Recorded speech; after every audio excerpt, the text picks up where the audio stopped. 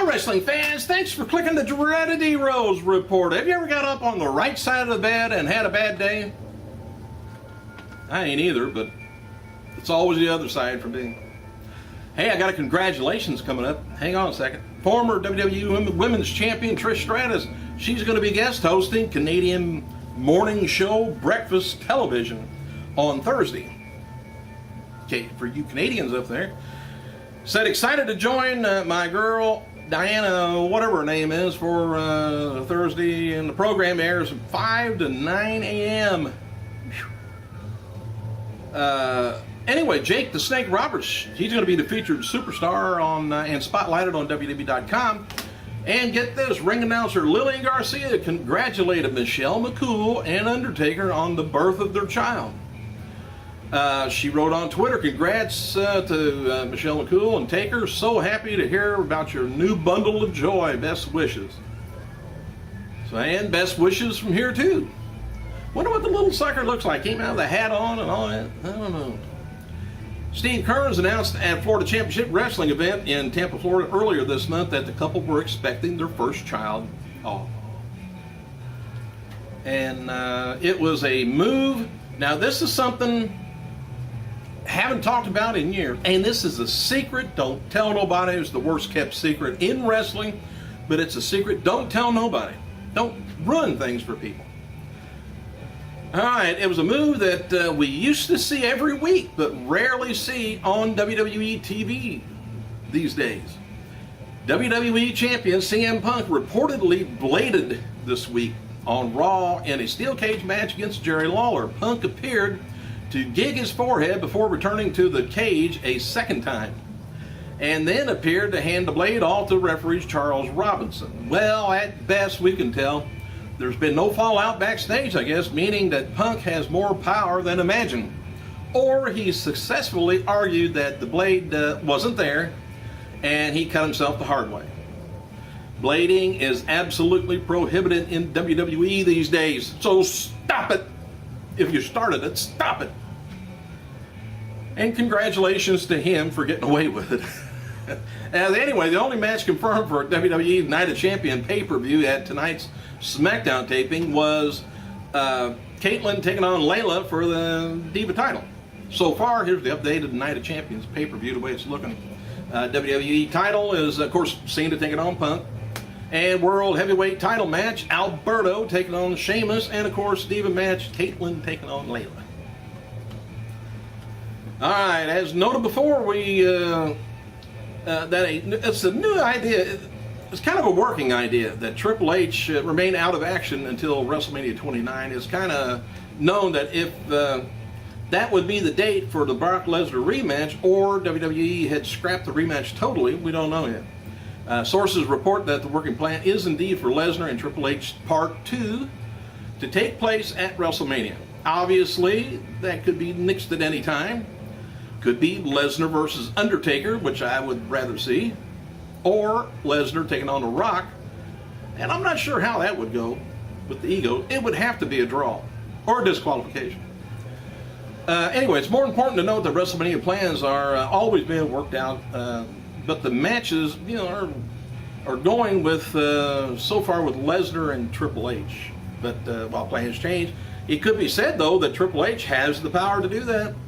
And the match probably won't get changed as many times as other people used to change it. And a lot of times, if they read and hear stuff on the internet, and it could be the shows like this silly ass thing here.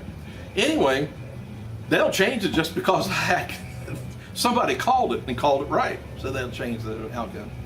Anyway, as reported Monday, Triple H's retirement speech was not planned at SummerSlam, so when he lost to Lesnar, WWE wasn't happy with the original crowd reaction to his apparent retirement. So one person at WWE said that no matter what anyone claims, the entire reason they shot the retirement segment on Monday night was because they needed to get footage of the right crowd reaction and the fans saying, "Thank you, Hunter," and things like that. Of course, they could have said, "Nah, nah, nah, goodbye." They didn't. He wouldn't have recorded that. But anyway, John Morrison and Melina, they're working on their second season of Darkness Descending. It's a web series. Don't know anything about it. If you guys know, let me know. I don't know how to find it or where it's at. I guess I could Google it, but oh, I'm tired. Didn't sleep good and got up on the right side of the bed. Hey, topic of UFC canceling their upcoming pay-per-view was a hot topic backstage at WWE. WWE officials considered taking a shot at UFC by having a line on Raw about how they never canceled a pay-per-view event. And as seen on Raw, WWE is slowly starting to give RYBACK a little more competition after having defeated Jack Swagger this week. And of course, I think Hornswoggle has defeated him, if I remember right. And sources report that WWE is not pulling the trigger in advance of the RYBACK character because they're afraid of messing it up, believe it or not. But he has no personality. He needs to communicate with us somehow. Give us something. We know exactly what he's going to do every week. Of course, he could have Mark Henry up on his... that'd be a little something different. All right, as noted before, potential talent, TNA talent, Scorpio Sky, who appeared on Impact as Mason Andrews, if you remember that, attending a WWE tryout in California last week, appeared as Harold in the Raw anger management skit, which I said Kane's deal was just funnier than heck to me. The word is that he turned down a deal from NXT to attend the WWE tryout. Regarding those skits airing next week on Raw, it's going to be done the same way it was done this week, with one skit airing per hour. Old Batista, he's appearing on Spike TV MMA Uncensored on Thursday night. He's going to be discussing his MMA debut fight, which takes place in October. Why not wait closer to October? Because we'll forget all about your deal this Thursday by October. Well, about 2 days from now. Anyway, there's a lot of talk backstage. Last night's SmackDown taping at Jerry Lawler versus Punk angle is a precursor to WWE inducting the late Andy Kaufman into their Hall of Fame next year. First I heard of that. Monday's Raw, by the way, scored a 3.1 cable rating. Hour 1 did a 4.2 million. Hour 2 did a 4.8 million, which went up. Third hour dropped to 4.5 million for the average viewership of 4.5 million viewers, which I think is about normal. And now they've upped the viewership the first hour, though. WWE's latest Where Are They Now looks at former WCW star Devon Storm. Who? Crowbar. Anyway, he's working as a physical therapy person, even while training, I guess he was doing in wrestling, and opened his own practice in Rutherford, New Jersey this past May. Good luck to him. And a lot of WWE footage was filmed for the WWE Network this past week in Stamford, Connecticut, and a lot of it's going to be given to the current time frame to launch the network in early 2013. Most of the new programming will be a 9-month to a year old before that happens. Hope nobody passes away. And we noted before that former WWE announcer Jonathan Coachman and Todd Grisham hosted ESPN Sports Center for the first time ever last night, and the two will do it again, I guess, at 8 p.m. Missed it. Darren Young is one of the few WWE stars to side with CM Punk regarding his attack on Lawler. Young tweeted, oh, who cares? All right, NWA Hollywood wrestler Nick Madrid, he's one of the wrestlers who worked a WWE big tryout in California last week. If WWE signs him, he said he's going to be the 7th talent trained by Lance Storm to end up in WWE developmental. And they're also holding a SmackDown Live event in Green Bay, Wisconsin on Thursday, December 27th. Tickets go on sale if you want to check them out Saturday, November 10th. A little bit of time there. Save up the money. Sin Bohai, who appeared in WWE as Kazarni, he turns 39. Sin